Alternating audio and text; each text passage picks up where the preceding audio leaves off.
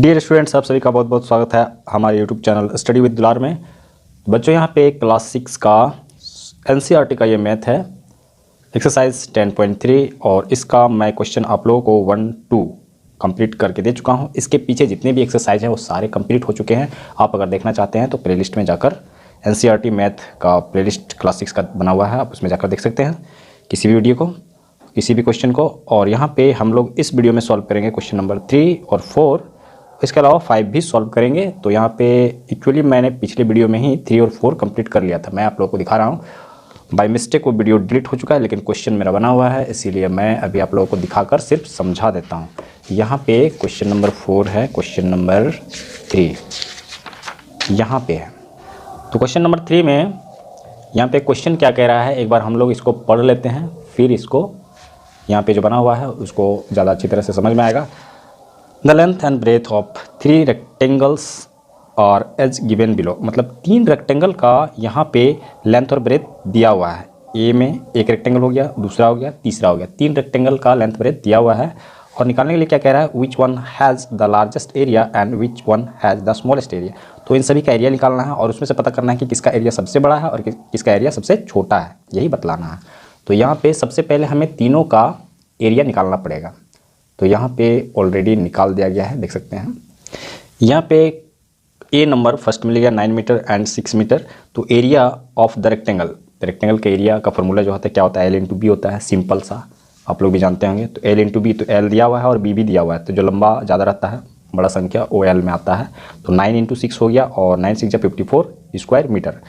जो एरिया आता है उसको स्क्वायर मीटर में लिखा जाता है, तो मीटर में दिया हुआ है, स्क्वायर मीटर हम कर दिए इसको। बी नंबर में भी मीटर दिया हुआ है। तो यहाँ पे क्या किए, एरिया ऑफ द रेक्टेंगल मतलब है कि फॉर्मूला को लिख दिए एल इंटू बी, और 17 इंटू 3, तो 17 3 जा 17 34 37 51, मतलब 51 स्क्वायर मीटर। इसका निकल गया 54, निकल गया 51, निकल गया। अब सी नंबर में यहाँ पे जो दिया हुआ है 4 metre and 14 metre, area of the rectangle L into B, 14 into 4, 14 28 42 56 56। तो सबसे बड़ा तो 56 आ गया, ये जो है इसका एरिया निकल गया। तो यहाँ पे लास्ट लाइन इसको लिखना है, C is largest area, C का एरिया जो है वो सबसे बड़ा है, and B is smallest area, और बी का एरिया जो है वो सबसे छोटा है। कंप्लीट हो गया क्वेश्चन नंबर 3। क्वेश्चन नंबर 4 पे चलते हैं। यहाँ पे क्वेश्चन नंबर 4 हमारा सॉल्व किया हुआ था, कहाँ है, यहाँ है, ये है।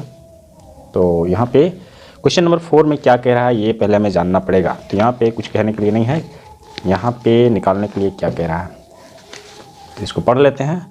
The area of a rectangular garden, area 50 metre long, the area of rectangular garden 50 metre long is 300 square metre. इसका मतलब है कि लेंथ दिया हुआ है 50 मीटर और स्क्वायर दिया हुआ है, ये मतलब एरिया दिया हुआ है 300 स्क्वायर मीटर। तो एरिया जो रहता है वो स्क्वायर मीटर में दिया रहता है, तो इसका मतलब है कि ये एरिया है और ये लेंथ है। Find the width of the garden, मतलब इसकी चौड़ाई को हमें निकालना है, विड्थ निकालना है, बी। तो इसको सॉल्व किया हुआ है, सिर्फ हम समझ लेते हैं। यहाँ पे question number 4, length of the rectangular garden. तो जो चीज़ें दिया हुआ है यहाँ पे मैंने लिख दिया है, length of the rectangular garden 50 metre हो गया, ये लेंथ हो गया, और एरिया दिया हुआ है 300 स्क्वायर मीटर हो गया। यहाँ पे हमें निकालना है, जो मेरे पास नहीं है, बी, ब्रेथ नहीं है। तो एरिया ऑफ द रेक्टेंगल जो फार्मूला होता है एल इंटू बी, तो उस फार्मूला को मैंने लिख लिया है एरिया। तो इस साइड में एरिया, तो इस साइड में 300 को एरिया को मैंने रख दिया, और एल तो मेरा दिया हुआ है 50 और बी नहीं दिया हुआ है, तो बी हमें निकालना है। तो जो नहीं दिया हुआ रहता है जिससे हमें निकालना है उसको हम इस साइड रख लेते हैं। तो ये टोटल उठाकर हम इस साइड रख दिए और इसको उठाकर इस साइड रख दिए, सिर्फ साइड हम चेंज कर लीजिए। साइड चेंज करने से माइनस प्लस होता है, तो टोटल अब जब इधर रखते हैं और इधर करते हैं तो फिर कुछ भी चेंज नहीं होता है। अब जो है, अब हमें बी निकालना है, तो बी को हम इधर ही रखेंगे, इसको उठाकर हम इक्वल टू के इधर शिफ्ट करते हैं। तो यहाँ मल्टीप्लाई हो रहा है, तो मल्टीप्लाई का उल्टा होता है डिवाइड।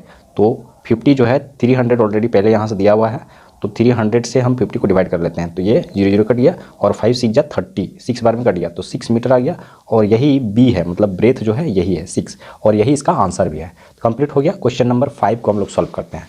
तो 5 में क्या कह रहा है, क्वेश्चन नंबर 5 यहाँ पे दिया हुआ है, what is the cost of tiling A rectangular plot. एक रेक्टेंगुलर प्लॉट मतलब ज़मीन है, रेक्टेंगुलर शेप का है, रेक्टेंगल शेप का है, और उसमें टाइलिंग मतलब टाइल्स बिछाना है, ऑफ लैंड 500 मीटर लॉन्ग, उसका लेंथ दिया हुआ है 500 metre and 200 metre wide at the rate of, मतलब 200 मीटर वाइड दिया हुआ है, मतलब L दिया हुआ है और B दिया हुआ है, तो उसका एरिया हम निकाल सकते हैं। अब यहाँ पे बतला रहा है कॉस्ट, रेट बतला रहा है eight the rate of 8 rupees पर 100 स्क्वायर मीटर, मतलब 100 स्क्वायर मीटर का कॉस्ट जो है 8 रुपया 8 रुपीज़ लग रहा है। तो फिर अभी टोटल उसका जब एरिया निकलेगा तो उस हिसाब से कितना रुपये का टाइल्स, कितना खर्चा आएगा उसका टाइल्स लगाने में। तो चलिए इसको सॉल्व करते हैं।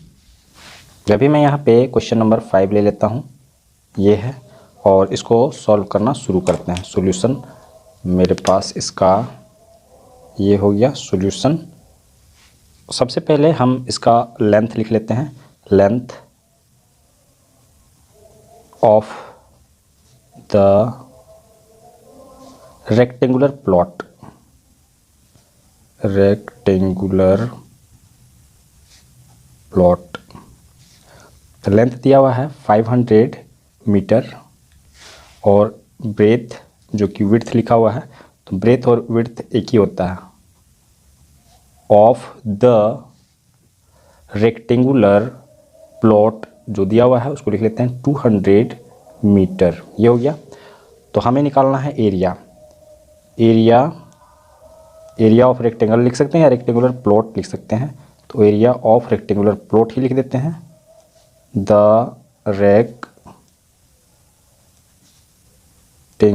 प्लॉट,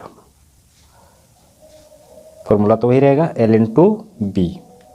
तो L हमारे पास है 500 और B हमारे पास है 200, तो इसको मल्टीप्लाई करेंगे 5 2 10 हो गया, और 2 जीरो यहाँ पे 2 जीरो यहाँ पे, मतलब 4 जीरो इस पे बैठ जाएगा, इतना हो गया। हम यहाँ कोमा लगाते हैं और यहाँ कोमा लगाते हैं, मतलब हो गया 10,000 1 लाख स्क्वायर मीटर में दिया हुआ है, तो मीटर दे देते हैं। हमारा एरिया जो है रेक्टेंगुलर प्लॉट का एरिया निकल चुका है। अब हम कॉस्ट को इसमें सेट करेंगे, कॉस्ट ऑफ जो कॉस्ट लग रहा है, कॉस्ट ऑफ टाइलिंग, क्योंकि यहाँ पे टाइलिंग हो रहा है 100 स्क्वायर मीटर का रुपीज़ कितना लग रहा है, रुपीज़ 8 रुपया लग रहा है। तो यहाँ पे अब हम cost of tiling 1 square metre का लेंगे, तो क्या हो जाएगा 8/100 हो जाएगा, 8/100। अब मेरे पास जितना है उतना का हम लेंगे, मेरे पास 1 लाख स्क्वायर मीटर है, तो यहाँ पे हम cost of tiling 1 lakh 10,000 lakh इतना स्क्वायर मीटर, तो क्या हो जाएगा, ये जो है इसके साथ मल्टीप्लाई हो जाएगा, 8/100 हो जाएगा और मल्टीप्लाई 1 लाख 100,000 10,000 लाख, इतना हो गया। अब जो है हम इस जीरो से इस जीरो को 2 जीरो को काट देंगे, तो बच कितना गया 1000, यहाँ बचा हुआ है, यहाँ 8 बचा हुआ है, तो 1000 को 8 से मल्टीप्लाई करेंगे तो हमारे पास आ जाएगा, ये रुपीज़ है, तो रुपीज़ का सिंबल दे देते हैं यहाँ पे, और 8 × 1000 = 8000, मतलब है कि उसको टाइलिंग का खर्चा जो है, टाइल्स बिछाने का खर्चा 8000 रुपीज़ आएगा, और यही इसका आंसर हो जाएगा। कंप्लीट हो गया क्वेश्चन नंबर 5। नेक्स्ट क्वेश्चन के लिए हम लोग नेक्स्ट वीडियो पे चलेंगे।